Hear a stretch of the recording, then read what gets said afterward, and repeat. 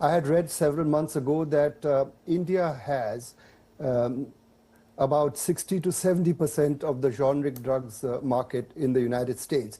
That means a lot of people who are not, who cannot afford expensive drugs depend on Indian generic drugs. And that, I thought, was a significant leverage that India had on the on the US consumer directly. And therefore, there's a constituency of support. But it seems to me that pharma was off the table. Now it's 100%. So it's a very escalatory step, no doubt, by the United States. But I still feel that it is more of a negotiating strategy than more. I don't think there is a desire to rupture the relationship. There is a desire to make India blink and for India to concede as much as possible from the US point of view, leading to the trade agreement. Mr. Misra, this has been quite a bit of mixed messaging. This is something that some of your peers in the diplomatic circles have told us over the last couple of weeks, that is. As a former ambassador, how unusual is it when it comes to negotiations and diplomatic relations to see this kind of mixed messaging, especially when it plays out in such a public fashion? Because usually, whenever you see some of these tensions, they're usually kept behind the curtain, that is, and confined to back channels, perhaps. Is this an unusual thing, or is this par for the course, especially when you're dealing with a country like the United States? Well, I don't think public messaging is unusual in diplomacy. Indian diplomats usually say that we like to work behind the scenes and not in the glare of the media. But sometimes we do. With Pakistan, for example, we are always conducting diplomacy very publicly, and that's meant for a domestic audience. So the US is doing it very publicly, also meant for a domestic audience. And India is not doing it publicly because India doesn't have too many cards. So therefore, the mixed messaging is coming from the United States right now, less from India. India is lying low. India is, I said in an interview with the BBC that India will have to let the storm pass. And this is the biggest crisis until there comes the next biggest crisis. So it's not the first time. The US has given mixed messages to India over decades, many decades, 50, 60, 70 years. We were the most sanctioned country after the nuclear tests of 1974, for example. But paradoxically, after the 1998 nuclear tests, when India was able to demonstrate its ability to project hard power, then the United States was willing to talk to India. So India has to do something that can hurt the United States in some way for the United States to shift from mixed messaging to positive messaging. I don't know what that will be, but I think India should do that tactically. Ambassador, you mentioned earlier on in the interview also the specter that is of Pakistan, especially given the very, very deep and painful relationship between the two neighbors, yourselves, that is, in Pakistan. And we have also seen that the United States has started to make forays towards deepening relations, that is, with Pakistan. How is this being viewed in India right now? And are we seeing this clear, this clear dichotomy of the U.S. and India versus, say, China and Pakistan starting to blur somewhat? Yes, it is beginning to blur because I think Trump's grand strategy is taking the U.S. foreign policy in a different direction. Under Biden, it was, well, China was not the existential threat even under Biden, but China was the competitor, it was number one. So China was targeted in some ways.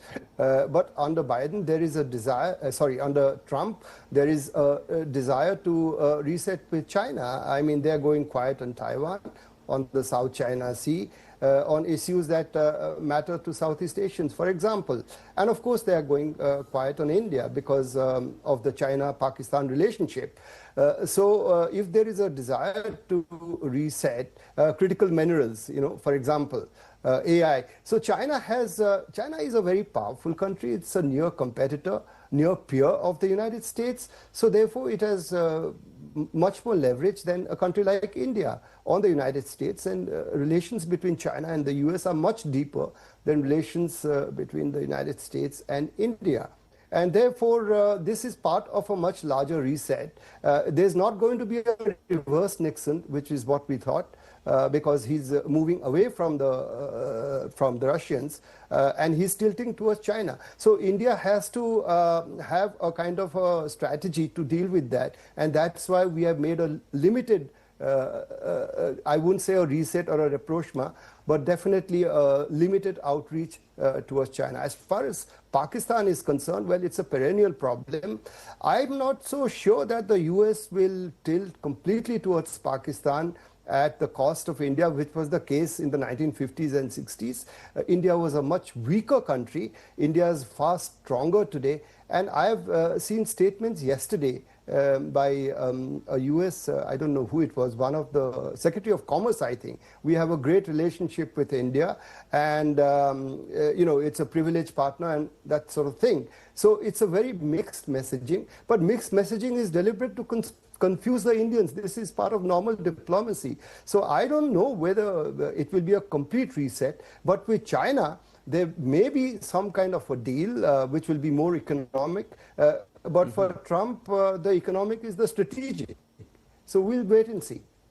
Yeah, and since we are on the topic of China as well, a lot was made a few weeks ago with regards to the SCO summit with Prime Minister Modi visiting China for the first time in about 7 years, and perhaps a thawing of relations, part of that strategic reset that you actually mentioned. But again, talking about complicated relationships, India and China itself have a complicated relationship and also a complicated history. How much are you reading into a possible thawing of relations between these two countries based on that visit, or are there miles and perhaps light years to go before something can actually happen with regards to a warming of ties? I would take the latter view. Miles to go before I sleep, as Robert Frost said. I think China is giving India a hard time at the strategic level. At the tactical level, it is wooing China. China's strategy towards India is to coerce and seduce. So right now they are trying to seduce India. The ambassador makes these statements and the free Indian media laps it up. We are great friends and we shouldn't allow the border issue to define the relationship and so on and so forth. But India has been very careful. India did not join the virtual summit of BRICS. India did not join a threesome, India, Russia, China.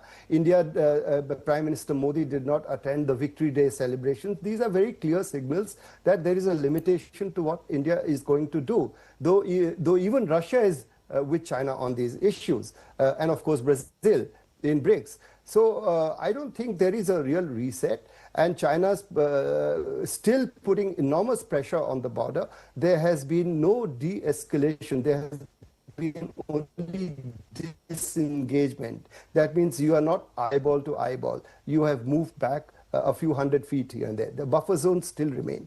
There is no talk even of going back to a status quo ante before April 2020. Even India is not talking about it. So I don't see that there will be a reset between India and China. But and of course, China's relationship with Pakistan, our military leadership has said that, I quote, China gave live inputs during the 4-day war. So where is the question of a reset? But both sides will warily dance with each other and be watching for the next steps from the other side.